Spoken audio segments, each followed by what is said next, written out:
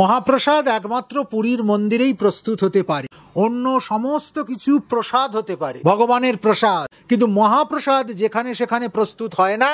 যে কোনো জায়গাতেই জগন্নাথ মন্দির তৈরি করে ফেললেই তার প্রসাদকে মহাপ্রসাদ বলে চালিয়ে দেওয়া যায় না। এর মধ্যে শাস্ত্রীয় কতগুলি বাধা আছে। স্কন্দ পুরাণ যদি আমরা দেখি, যেখানে জগন্নাথ উপাসনা পদ্ধতি সুবিস্তৃতভাবে দেওয়া আছে, সেখানে কিন্তু আমরা দেখতে পাবো যে 11টা স্তর পরম্পরা অতিক্রম করে মহাপ্রসাদ নির্মাণ হয়। অতএব আমি হালাল মহাপ্রসাদ বলে স্থানীয় দোকানে নাম না জানা তেলে খাজা গজা ভেজে পেঁড়া তৈরি করে ওপরে স্টিকার লাগিয়ে দিলুম মহাপ্রসাদ। মহাপ্রসাদ এত ফেলনা বস্তু নয়, মহাপ্রসাদ এত সুলভ নয়, মহাপ্রসাদ কোনো রাজনৈতিক নেতা বা নেত্রীর খামখেয়ালির জিনিস নয়। এইরকম বালখিল্যতা কোনোদিন আমরা সহ্য করব না।